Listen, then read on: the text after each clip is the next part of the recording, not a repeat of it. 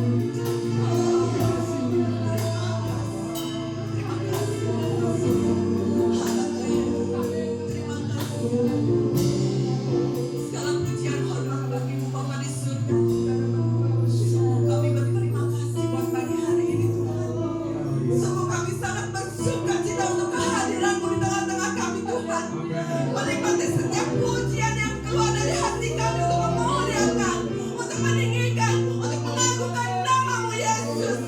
Sebab Kau yang terbesar Tuhan, yang telah menyelamatkan kami umat tebusan-Mu. Terima kasih Kau telah pilih kami untuk menjadi anak-Mu, sehingga kami menerima keselamatan itu yang tak dunia berikan dan tak seorang pun berikan.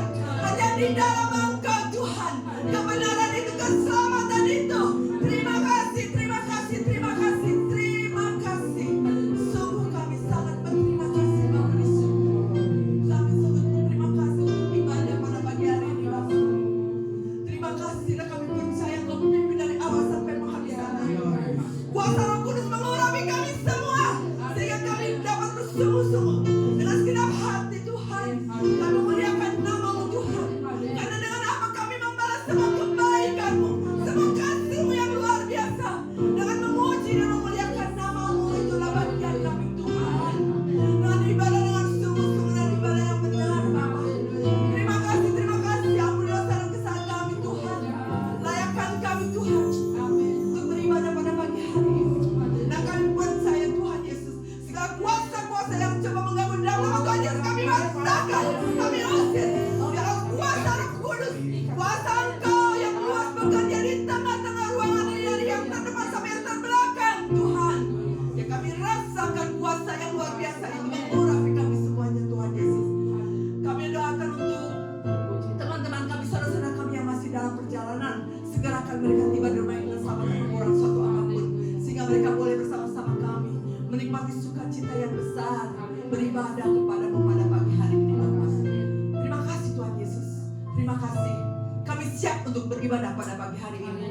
Dalam nama Tuhan Yesus kami sudah berdoa dan mengucap syukur. Dan kita semua yang siap untuk beribadah pada pagi hari ini, kita katakan amin, amin, haleluya. Terima kasih, haleluya. Puji Tuhan, kita akan memberikan persembahan. Silahkan duduk dan silahkan yang bertugas untuk memberikan persembahan. Kita akan memuji Tuhan. Dialah Yesus yang menebus kita. Dia hidup bagi kita. Kita yakin, kita percaya bahwa Dia adalah sumber keselamatan kita. Amin, haleluya. Amin, haleluya. Terima kasih Tuhan Yesus. Haleluya, terima kasih. Orang penolong kami. Darah mengatakan dosa kami. Kami yakin. Haleluya. Terima kasih Tuhan Yesus. Haleluya. Terima kasih Tuhan Yesus. Terima kasih.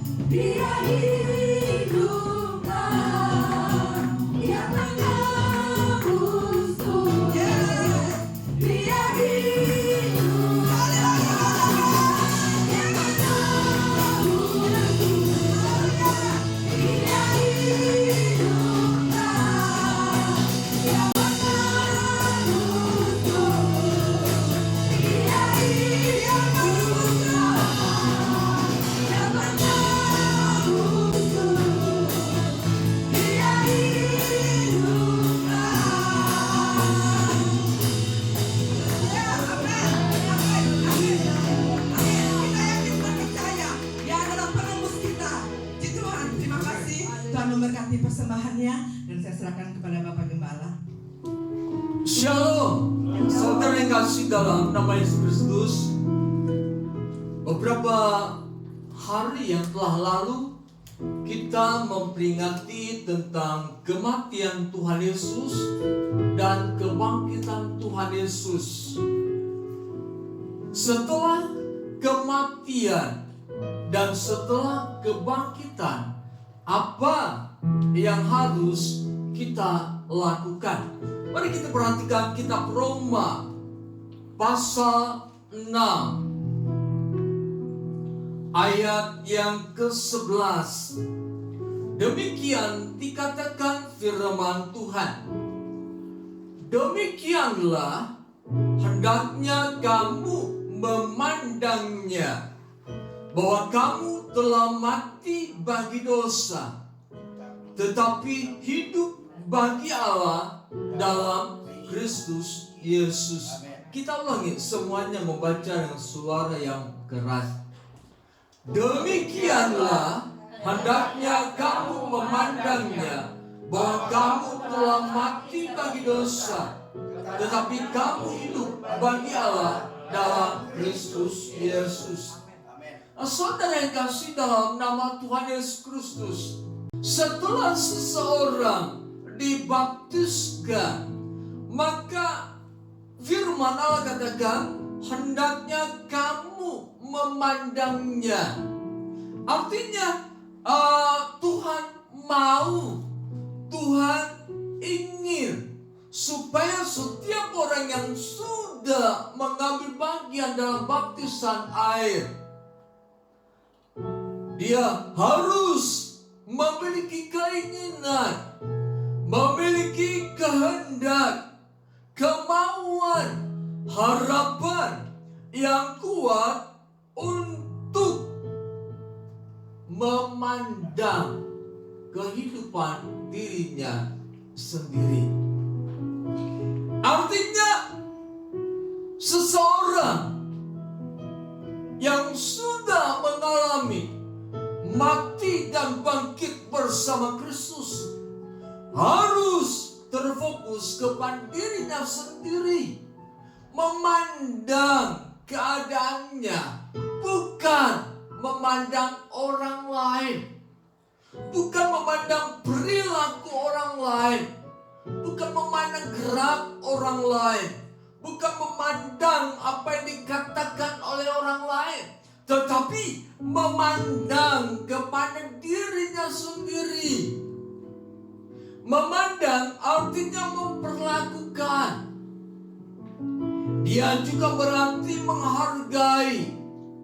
Dan dia juga berarti mengingat. Demikianlah hendaknya kamu memandang. Demikianlah kamu mempunyai keinginan, mempunyai kemauan untuk memperlakukan dirimu, untuk menghargai dirimu, bahwa kamu telah mati bagi dosa. Mati bagi dosa artinya kita tidak memiliki kemampuan untuk melakukan dosa. Kita tidak tertarik untuk melakukan dosa, sebab kamu sudah mati bersama dengan Kristus. Artinya ketertarikan seseorang yang sudah mengalami mati dan bangkit bersama Kristus, dia lebih tertarik kepada perkara-perkara rohani. Dia lebih tertarik kepada perkara-perkara yang dari Tuhan. Dia lebih tertarik kepada apa yang Tuhan firmankan.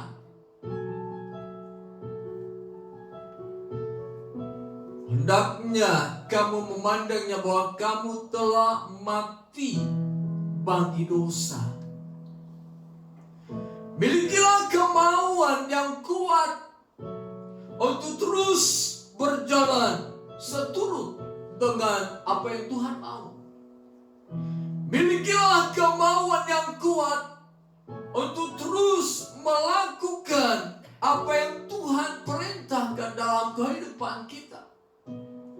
Sebab inilah juga yang dimakan dengan kamu telah mati bagi dosa. Dosa artinya tidak mencapai sasaran. Dosa artinya mengalami kegagalan. Kegagalan dalam apa? Kegagalan dalam mengikuti firman Tuhan.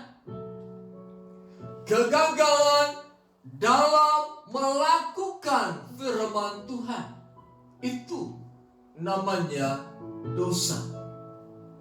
Dalam kehidupan sehari-hari, pada saat kita tidak benar di dalam melakukan firman Tuhan, itu adalah dosa.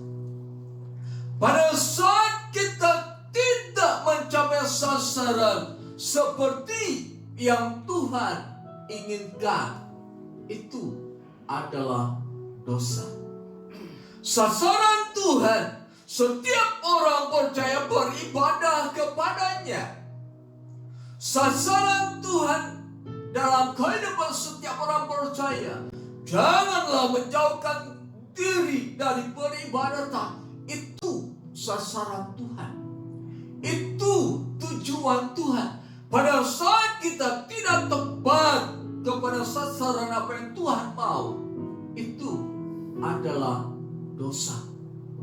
Itu adalah satu pelanggaran. Di dalam perjanjian lama, dosa artinya melakukan hal yang tidak sesuai dengan firman Tuhan dan dibutuhkan pertobatan. Artinya kalau seseorang sudah tidak tepat sasaran, gagal memenuhi kebenaran firman Tuhan, dia harus sadar bahwa saya melanggar firman Tuhan. Dan tidak cukup mengakui, dia harus juga mengalami pertobatan.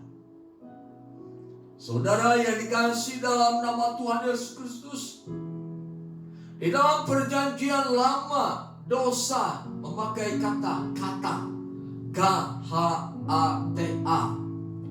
Artinya tidak mencapai sasaran yang sudah ditentukan. Di dalam firman Tuhan dikatakan, demikianlah hendaknya kamu memandangnya, bahwa kamu telah mati bagi dosa, tetapi kamu hidup bagi Allah dalam Kristus. Seseorang yang sudah mengalami mati bersama Kristus, bangkit bersama Kristus, firman Allah katakan, kamu harus hidup bagi Allah. Artinya, orang yang sudah mengalami mati dan bangkit bersama Kristus, tidak ada pilihan lain. Tidak ada istilah, saya ingin hidup sesuai dengan keinginan saya.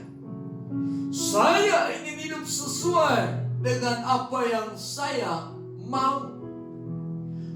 Tetapi dia harus membawa dirinya, kamu hidup bagi Allah dalam Kristus. Dengan kata lain, tidak ada pilihan bagi orang yang sudah mati dan bangkit bersama Kristus. Dia harus hidup bagi Tuhan. Hidup bagi Tuhan berarti fokus seluruh kehidupan kita hanya kepada Tuhan, bukan yang lain. Tetapi hidup bagi Tuhan bukan hanya bagaimana seseorang harus menjadi hamba Tuhan, harus memberikan kehidupannya menjadi seorang pelayan Tuhan. Ketika dia berdagang, dia harus hidup bagi Tuhan, berdagang dengan penuh kejujuran, tidak ada tipu, tidak ada kebohongan di sana. Suatu ketika saya membeli tempat penampungan air atau yang kita kenal dengan toren. Kemudian saya lihat, wah, rupanya torennya bagus, sebab ada ada untuk memasukkan air dan untuk ada pembuangan kalau kita mau kuras itu toren. Sehingga pada saat menguras toren, kita tinggal buka saluran pembuangan itu. Nah, kita sudah setuju dengan penjualnya. Ini yang akan saya beli. Tetapi pada saat datang toren itu, ternyata yang diberikannya itu yang tidak ada pembuangan. Artinya hanya ada pembuangan untuk air bersih ada, tapi pembuangan untuk kotoran, kalau kita kuras toren itu tidak ada. Dia mengirimkan yang lain. Dia mengirimkan yang tidak sesuai dengan apa yang sudah dijanjikan, dengan apa yang sudah dipesan. Itu namanya ketika berdagang kita tidak hidup bagi Tuhan. Ada kebohongan di sana, ada kecurangan di sana. Pada saat kita bekerja, kita harus hidup bagi Tuhan. Artinya melakukan pekerjaan dengan baik, dengan jujur, jangan curi-curi waktu. Harusnya bekerja kita santai-santai, harusnya bekerja kita jalan-jalan, harusnya bekerja kita bermalas-malasan. Itu bukan hidup bagi Tuhan dalam hal pekerjaan kita. Dalam berumah tangga pun kita harus hidup bagi Tuhan, yaitu bagaimana seorang suami harus mengasihi istri, istri harus tunduk pada suami. Itu namanya hidup bagi Tuhan dalam kehidupan berumah tangga. Seorang anak harus hormat kepada orang tua. Itu namanya hidup bagi Tuhan. Oleh sebab itu saudara yang kasih dalam nama Yesus Kristus, dalam kehidupan sehari-hari kita harus mengerti, dimanapun kita berada, kita harus hidup bagi Tuhan. Apapun posisi kita, apapun kerja kita, apapun yang Tuhan perintahkan kepada kita, harus hidup bagi Tuhan. Inilah yang Tuhan inginkan terjadi dalam kehidupan kita. Sebab ketika kita hidup bagi Tuhan, di sana Tuhan dipermuliakan. Suatu ketika ada seorang yang berkata, saya hidup bagi Tuhan, tetapi pinjam uang tidak mengembalikan. Itu bukan hidup bagi Tuhan. Saya hidup bagi Tuhan, tetapi tidak mempraktikkan firman Tuhan. Itu bukan hidup bagi Tuhan. Apa yang kita kerjakan, itulah yang sesuai dengan firman Tuhan. Itulah namanya hidup bagi Tuhan.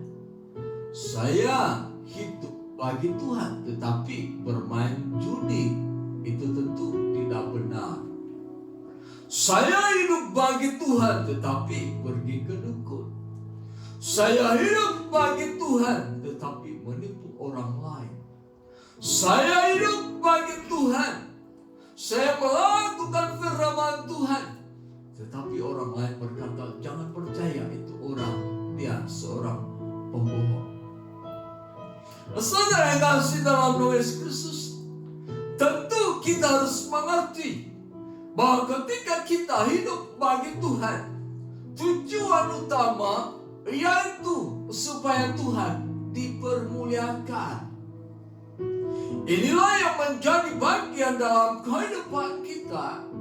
Kita harus hidup bagi Tuhan. Hidup bagi Tuhan artinya harus ada kemauan, harus ada satu tekad, harus ada keinginan dalam kehidupan kita. Tanpa ada kemauan, tanpa ada keinginan. Kita hanya sekedar berkata, kita hanya sekedar berbicara, tetapi tidak melakukannya. Mari kita perhatikan Rasul Paulus. Filipi pasal 3 ayat yang ke-7. Demikian dikatakan firman Allah, tetapi apa yang dahulu merupakan keuntungan bagiku, sekarang kuanggap rugi karena Kristus. Malahan segala sesuatu kuanggap rugi karena pengenalan akan Kristus Yesus Tuhanku lebih mulia daripada semuanya. Oleh karena Dialah aku telah melepaskan semuanya itu dan menganggapnya sampah, supaya aku memperoleh Kristus dan berada dalam Dia bukan dengan kebenaran sendiri karena mentaati hukum Taurat, melainkan dengan kebenaran karena kepercayaan kepada Kristus, yaitu kebenaran yang Allah anugerahkan berdasarkan kepercayaan. Yang ku kehendaki ialah mengenal Dia dari kuasa kebangkitannya dan bersekutuan dalam penderitaannya, di mana aku menjadi serupa dengan kematian. Inilah contoh yang konkret hidup bagi Tuhan.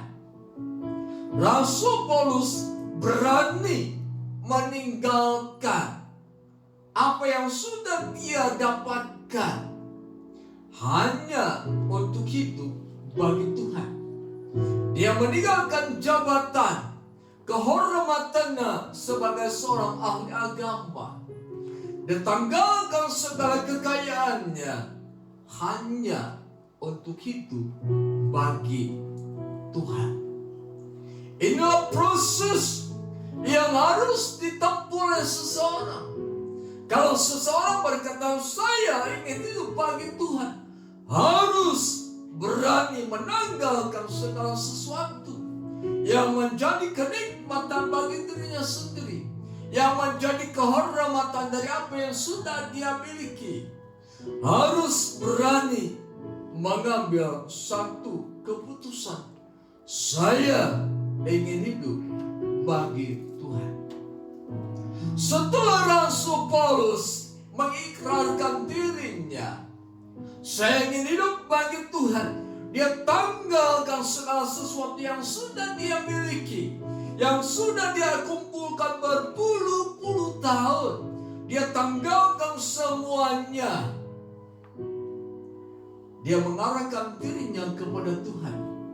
Dan pada saat dia hidup bagi Tuhan, banyak memang penderitaan yang dia alami, banyak kesengsaraan yang dia alami, banyak permasalahan yang bisa menjadikan dia meninggal karena aniaya, karena kecelakaan dan lain-lain. Tetapi di dalam semuanya itu, Rasul Paulus katakan, mengucap syukurlah senantiasa. Di balik semua penderitaan, kesusahan dan kesengsaraan, Rasul Paulus katakan, walaupun tubuh jasmaniku merosot, aku tidak menjadikan ini sebagai masalah untuk berkata, Tuhan, mengapa hal ini terjadi? Tetapi dengan penuh kesadaran, Rasul Paulus katakan, aku mengucap syukur. Sekalipun manusia jasmaniku akan mengalami kerusakan, kemerosotan, namun manusia batiniaku semakin bertumbuh. Inilah yang harus terjadi dalam kehidupan setiap orang yang berkata, saya ingin hidup bagi Tuhan. Saudara yang kasih dalam nama Yesus Kristus, di dalam Kejadian kita mengenal seorang yang bernama Nuh. Dia juga adalah orang yang hidup bagi Tuhan. Kejadian pasal 6 ayat yang ke-9. Demikian dikatakan firman Tuhan. Inilah riwayat Nuh. Nuh adalah seorang yang benar dan tidak bercela di antara orang sezamannya.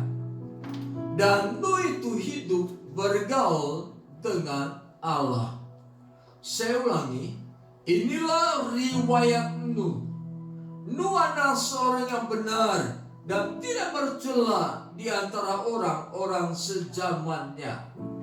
Dan Nuh itu hidup bergaul dengan Allah. Inilah kualitas yang dikatakan hidup bagi Allah. Dia harus senantiasa membawa dirinya menjadi orang yang melakukan kebenaran. Memang di dalam Alkitab ada orang percaya beberapa kali jatuh, namun dia akan terus bangun. Dalam pengertian lain, bahwa untuk menjadi orang benar, memang kadang-kadang dia harus mengalami suatu pergumulan, suatu permasalahan yang berat. Pada saat dia tidak bisa mengatasi permasalahan itu, dia bisa jatuh di dalam ketidakbenaran. Namun orang yang demikian bangkit kembali karena ada roh yang menuntun seseorang untuk hidup di dalam kebenaran. Kemudian Nuh juga hidup tidak bercela di antara orang-orang sezamannya. Artinya orang yang tidak menjadi batu sandungan bagi orang. Orang yang selalu mengarahkan kehidupan benar di hadapan Tuhan. Hidup bergaul dengan Tuhan. Artinya banyak waktu yang diberikan kepada Tuhan. Daniel, seorang yang hidup di dalam pembuangan, dalam peraturan-peraturan negara yang ketat menyembah berhala. Tetapi dikatakan Daniel sehari 3 kali dia berdoa, bersembahyang. Dia menyisihkan waktunya bagi Tuhan. Inilah yang dinamakan hidup bagi Tuhan.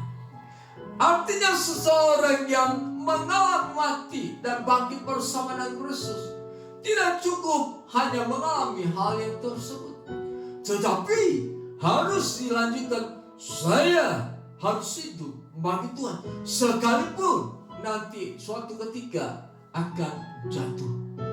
Namun percayalah, jatuh itu tidak akan membuat kita tergeletak, sebab tangan Tuhan yang menopang kita.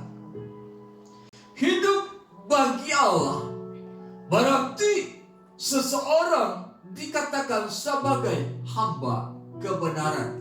Mari kita perhatikan kitab Roma. Kitab Roma pasal 6 ayat 19.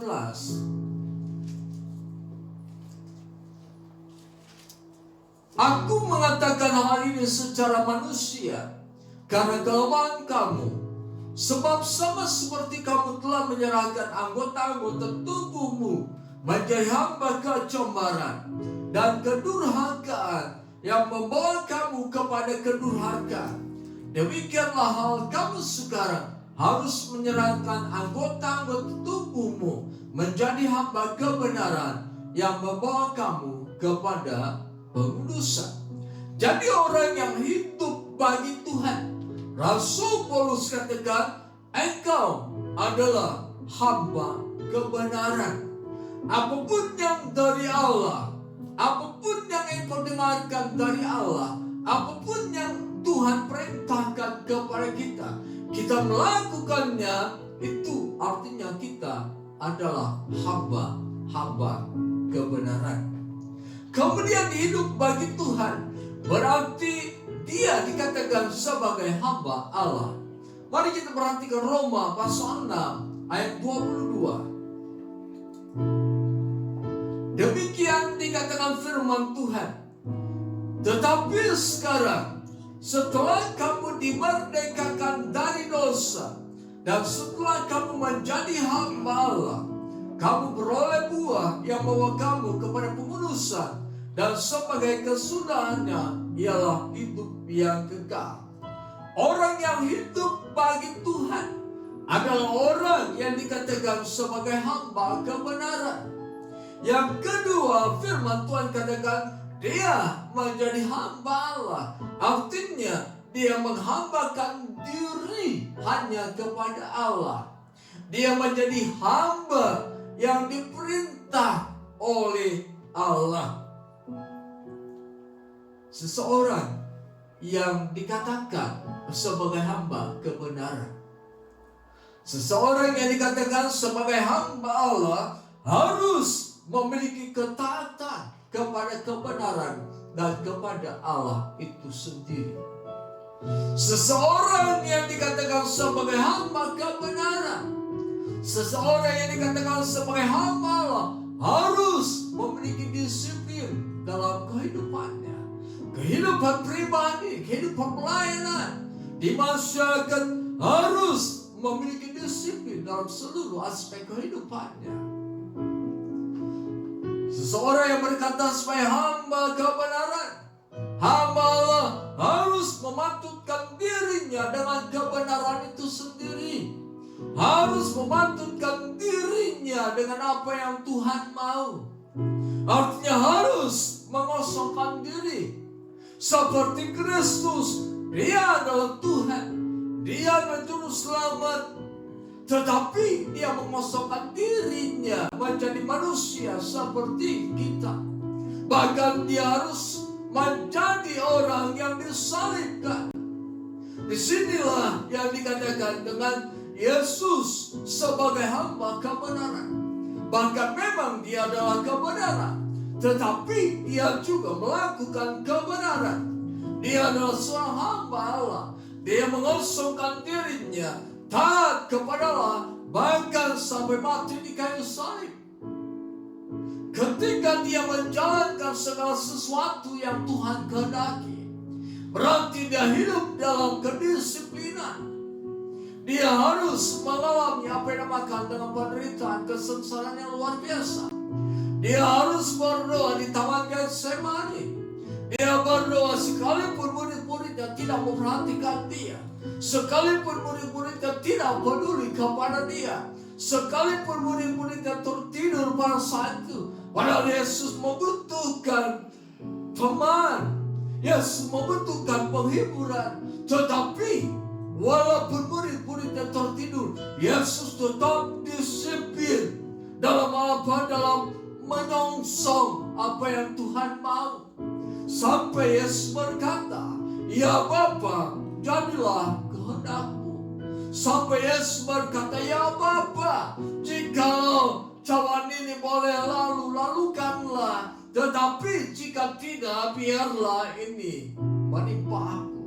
Ini adalah bentuk disiplin yang ada dalam diri Yesus. Sekalipun dia harus mengalami kematian, sekalipun dia harus menanggung dosa manusia, sekalipun dia harus menderita, sekalipun dia harus mengucurkan darah, hanya sekedar untuk melakukan kebenaran, hidup di dalam kebenaran, hidup di dalam prinsip yang Allah kehendaki, bahwa Yesus harus mati supaya dosa manusia bisa dipikul olehnya, supaya manusia mengalami pengampunan yang dari Allah.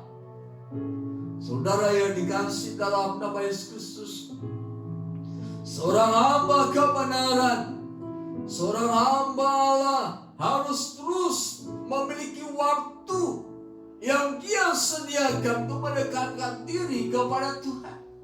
Seseorang bisa melakukan kebenaran jika ada Roh Kudus di dalam dirinya, sebab Roh Kudus adalah Roh penolong, Roh Kudus adalah Roh kebenaran. Ketika seseorang bersekutu dengan Allah, ketika seseorang senantiasa berdekatan dengan Allah, maka di sana Roh Allah terus bekerja. Roh itu akan mendidik seseorang, Roh itu akan mengajar seseorang untuk melakukan kebenaran.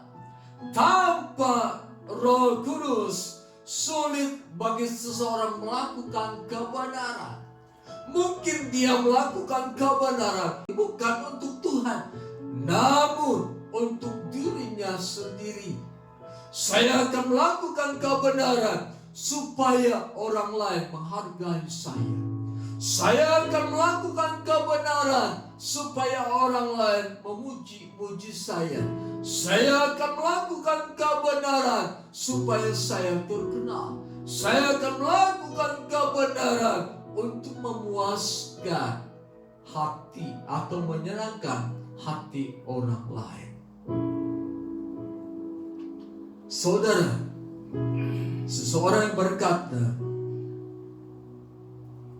yang dikatakan sebagai hamba kebenaran, sebagai hamba Allah, dia harus berfokus kepada Tuhan dengan penuh ketaatan, kesetiaan, dengan penuh disiplin, dengan penuh pengorbanan diri.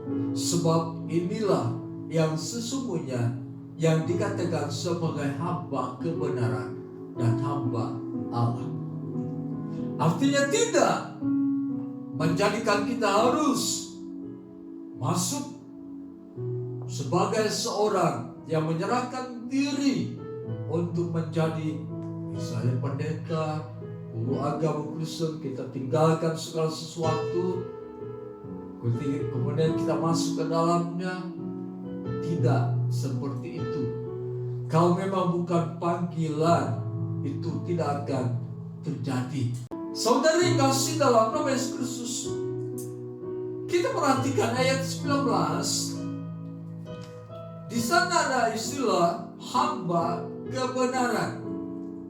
Ayat 22 di sana ada istilah hamba Allah.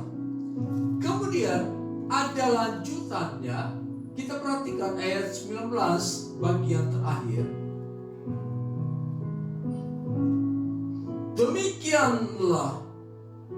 Demikian hal kamu sekarang harus menyerahkan anggota-anggota tubuhmu menjadi hamba kebenaran yang membawa kamu kepada pengudusan. Ayat 22. Dan setelah kamu menjadi hamba Allah, kamu beroleh buah yang membawa kamu kepada pengudusan. Jadi kekudusan dalam kehidupan seseorang itu tidak timbul dengan sendirinya. Dia harus terlebih dahulu menjadi hamba kebenaran. Dia terlebih dahulu harus menjadi hamba Allah. Artinya orang yang selalu melakukan perintah Tuhan. Maka firman Tuhan katakan, kamu akan dibawa kepada pengudusan. Kamu akan beroleh pengudusan. Pengudusan artinya kehidupan yang dijadikan milik Tuhan. Kehidupan yang terus menjadi milik Tuhan. Itulah yang dinamakan dengan pengudusan. Menjadi milik Tuhan setelah dia dibasuh oleh darah Yesus Kristus. Dan setelah dia menjadi milik Tuhan, dibasuh oleh darah Yesus Kristus, maka seantero kehidupannya, seluruh kehidupannya berpusat kepada Yesus atau Tuhan. Itulah yang dimaksud dengan pengudusan. Ini perlu ada dalam kehidupan setiap orang percaya. Sebab pengudusan inilah yang akan membawa seseorang pada kehidupan yang kekal. Tanpa pengudusan, kehidupan kekal tidak akan terjadi dalam diri orang itu. Sebab pengudusan inilah yang Tuhan katakan ada pemisah antara kamu dengan Allahmu, yaitu dosa. Kalau seseorang sudah menjadi hamba kebenaran, hamba Allah, dia akan mengalami proses pengudusan. Artinya dia menjadi bagian dari kehidupan Allah itu sendiri. Dengan adanya pengudusan yang terjadi dalam kehidupannya, maka firman Tuhan katakan dan sebagai kesudahannya ialah hidup yang kekal.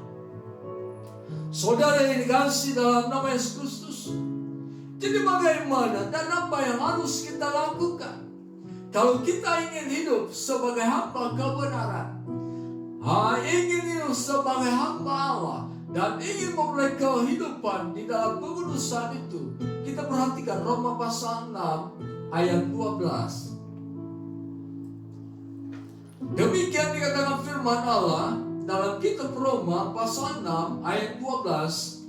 Sebab itu hendaklah dosa jangan berkuasa lagi di dalam tubuh yang fana, supaya kamu jangan lagi menuruti keinginannya. Saya ulangi. Sebab itu hendaknya dosa jangan berkuasa lagi di dalam tubuh yang fana, supaya kamu jangan lagi menuruti keinginannya. Nah saudara, dosa memang tidak kelihatan, tetapi dia memerlukan tempat yang disukai oleh dosa, dan prioritas adalah tubuh manusia. Sebab dengan berkuasanya dosa dalam kehidupan tubuh manusia, maka dosa akan menggerakkan tangan, dosa akan menggerakkan kaki, dosa akan menggerakkan mata, dosa akan menggerakkan telinga, dosa akan menggerakkan mulut untuk melakukan yang tidak sesuai dengan firman Tuhan.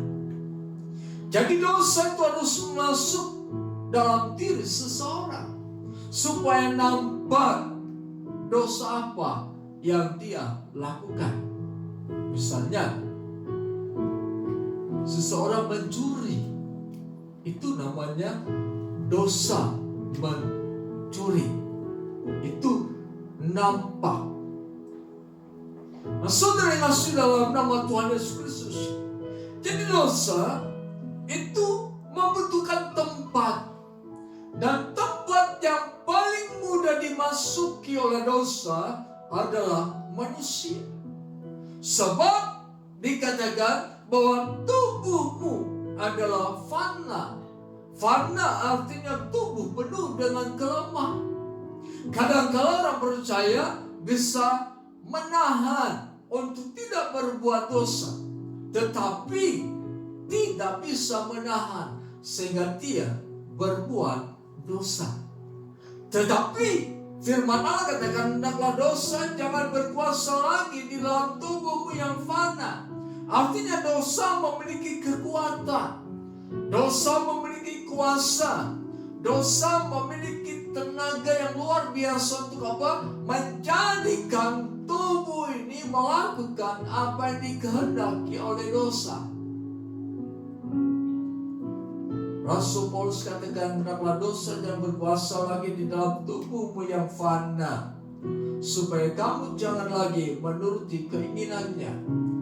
Dosa ini diumpamakan oleh Rasul Paulus sebagai seorang raja, penguasa tertinggi, penguasa yang lalim, raja yang jahat, tuan yang bangis.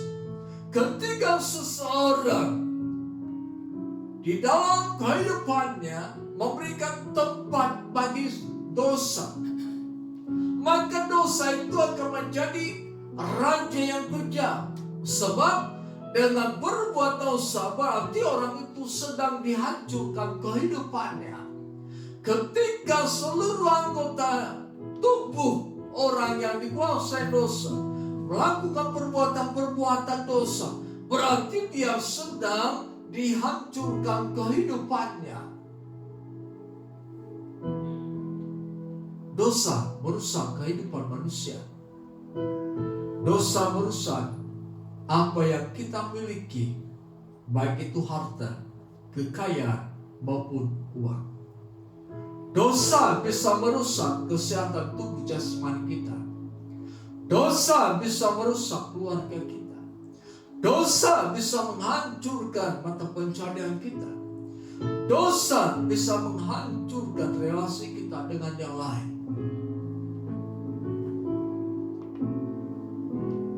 Oleh sebab itu, Rasul Paulus katakan, sebab itu hendaklah dosa yang berkuasa lagi di dalam tubuh yang fana. Artinya miliki kemauan, miliki keinginan, memiliki tekad untuk berkata tidak kepada dosa. Mungkin dulu-dulu kita pernah di TV melihat tentang tidak terhadap korupsi dan lain-lain. Tetapi lama-kelamaan toh menjadi pelaku daripada apa yang dikatakan itu. Jadi kita harus memiliki satu keinginan yang kuat, keinginan yang benar-benar disertai dengan semangat, kemauan untuk menolak dosa. Sebab dosa akan menghancurkan kehidupan orang yang melakukan di dalamnya. Ayat yang ke-13, dan janganlah kamu menyerahkan anggota-anggota tubuhmu kepada dosa untuk dipakai senjata kelaliman. Tadi saya sudah terangkan, ketika dosa masuk dalam kehidupan kita, lewat pikiran, dia nanti akan menggerakkan tangan, kaki, mata, mulut, telinga untuk melakukan dosa. Tetapi serahkanlah dirimu kepada Allah supaya orang-orang yang dahulu mati, tetapi yang sekarang hidup, dan serahkanlah anggota-anggota tubuh kepada Allah untuk menjadi senjata kebenaran. Saudara yang kasih dalam nama Yesus Kristus, yang dimaksud dengan senjata kebenaran, saya akan ulangi bahwa itu adalah satu kehidupan yang Tuhan berikan kepada kita dan kita praktekkan dalam kehidupan sehari-hari. Misalnya dalam kitab Kolose pasal 3, Kolose pasal 3 ayat 12 sampai dengan 14.